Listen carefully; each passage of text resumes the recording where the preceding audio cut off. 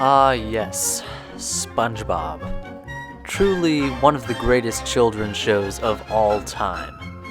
This is the masterpiece that got me excited about animation and inspired an entire generation of kids.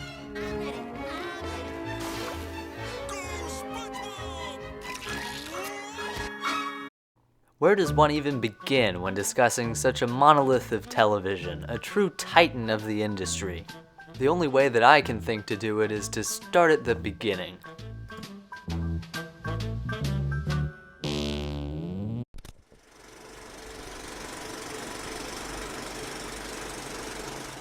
SpongeBob aired its first episode, Help Wanted, in 1999 after the Kids' Choice Awards, and the series had its official premiere on July 17th.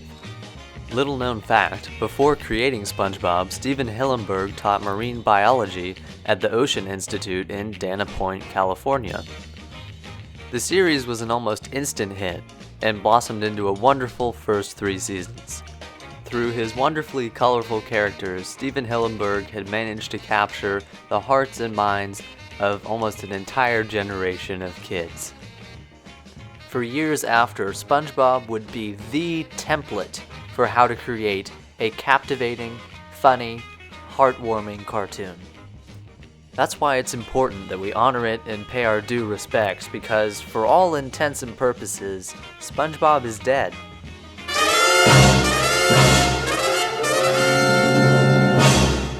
There is no doubt that in recent years the quality of the show has been declining fast.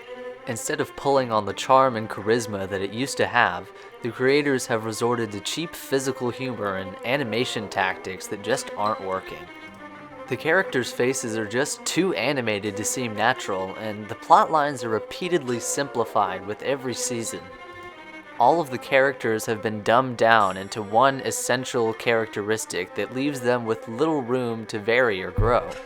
For example, SpongeBob is only ludicrously happy and weird, Patrick is only an idiot, Squidward is only grumpy, and Mr. Krabs is only greedy. This process of exaggerating single character traits is called flanderization, and it usually continues over time until it completely consumes the character. The process is named for Ted Flanders of The Simpsons, who was originally just a nice neighbor and father before becoming obsessively religious. The next thing that contributed to the show's decline was the downfall of the witty and unique humor that used to make the show so recognizable. Patrick, for example, used to have a really great mix of comedy. Sure, he was dumb some of the time, but that was an essential part of his character. He was also kind, caring, and a great friend. As I mentioned before, now he's just an idiot all the time, and kind of an inconsiderate jerk, too. It used to be that every once in a while, a bit of Patrick's intelligence or caring would come out when you least expected it, and it would add to the storyline in incredible ways, but now he seems to not have a brain at all. So the question has to be raised, when did SpongeBob get bad? Now there's a plethora of theories out there about when the real show actually died, but I tend to think that it happened in more of a gradual transition. So, let's take it from the top then.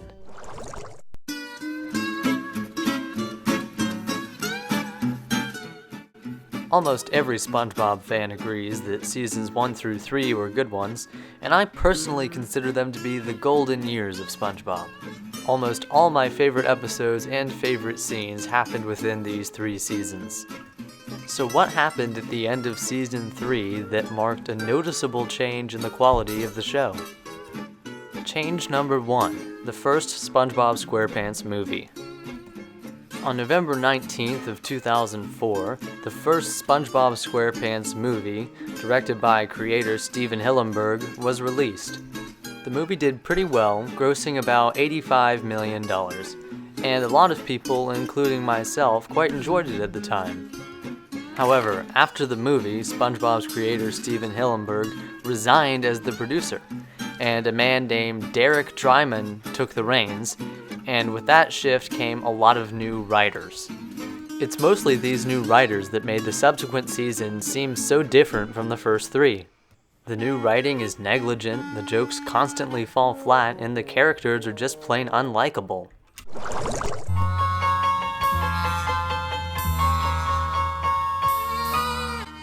In my mind, Season 4 is still a redeemable season. The writers hadn't fully changed over to their new style yet, and it kind of had a Seasons 1 through 3 vibe to it. You can notice, however, that the more annoying parts of SpongeBob's personality have been accentuated. From here on, Sandy Cheeks makes few appearances, and when she does, it is only to slip in some forced science bit. The editing is certainly smoother and better quality, but the animation lost some of the charisma of the first original 3 seasons. I do have to give a nod of recognition to the Dunces and Dragons episode, which was very well done and a personal favorite. Anyways, onwards we forge into Season 5. This is where things started to get bad. The first sign that things were going wrong was the sheer number of gross-out humor episodes. It's like they were trying to make people physically sick with every episode that they watched. Sure, there were a few salvageable pieces of wreckage, like some of the shorts, but overall this was just a warning sign of things to come.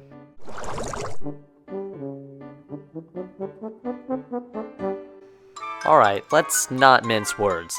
This was a bad season. That's just about all I have to say about it. This is probably the least salvageable season of SpongeBob history, and that's saying a lot compared to some of the later ones.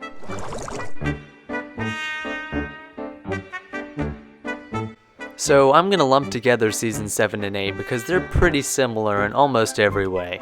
I would say about 80 to 90% of the episodes in these seasons were just bad, maybe 5 or 10% are okay, and 5 or 10% tops are what I would consider to be good. There was one episode out of this dark period of SpongeBob history that I really quite enjoyed, and that's Enchanted Tiki Dreams.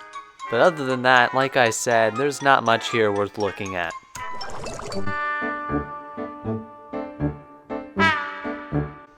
Now you might be thinking, how can you possibly group seasons 9, 10, and 11 into one category?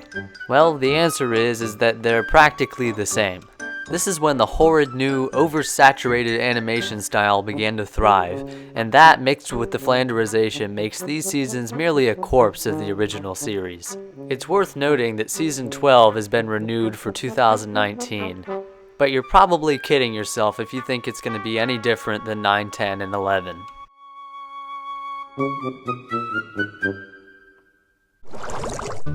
Here's my challenge to the creators of the show for Season 12. Make the show as charming and appealing as it was in the first 3 seasons. Heck, bring back some of the original writers if you have to. Pump the characters back up to their full complexity and place them in scenarios that demonstrates their versatility.